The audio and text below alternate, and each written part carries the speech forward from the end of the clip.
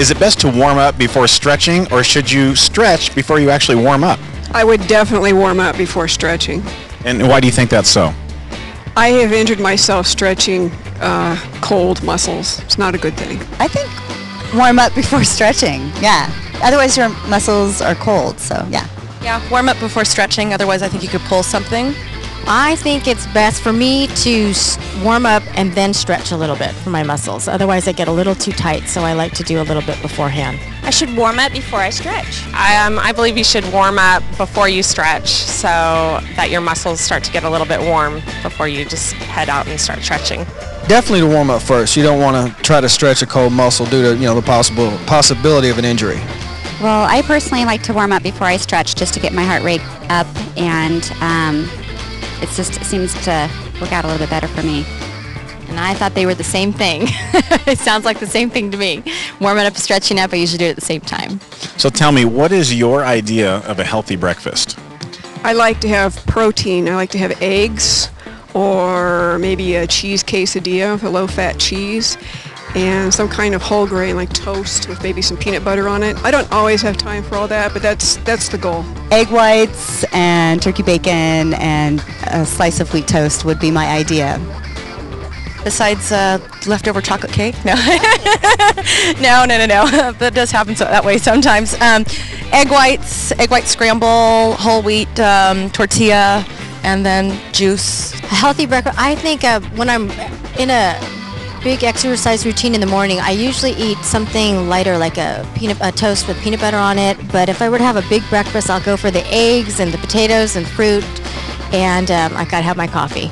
So that's my balanced breakfast. That would be an egg white omelet with vegetables or some type of fruit on the side, some type of melon or berries for my antioxidants. 2 eggs, maybe more egg whites than egg yolks, and some wheat toast. Egg whites, a combination of any of this. Egg whites, turkey bacon, turkey sausage, wheat bread, wheat toasted bread with some peanut butter on it, fruits and vegetables. I mean, just a combination of any of that. Maybe plain yogurt with berries and granola. I like to have that.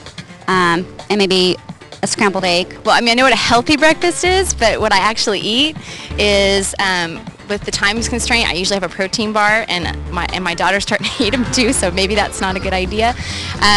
We like a lot of wheat toast in our house. I know that the breakfast should be balanced. Mine's not at all. Do you know which oil is healthiest to cook with? I'm going to say olive oil, possibly followed by canola oil. I would have to say extra virgin olive oil, EVOO. Olive oil, definitely. Until a new study comes out, says something else, but olive oil for right now. I think it's olive oil. I've been using a lot of olive oil, and I heard it has like those fatty acids that are really easy for your body to digest. I cook with flaxseed oil, believe it or not. That's what I use mostly. It used to be canola oil. That was the 80s, I think. I don't know, we're old. But now, yeah, olive oil.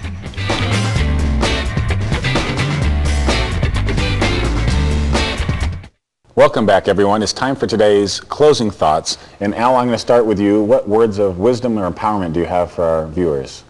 I think if I could make any statement that would stick with anybody, before you make change, before you try and design your life, make sure you're doing it as who you truly are. If I had a magic wand, I just want people to know exactly who they are.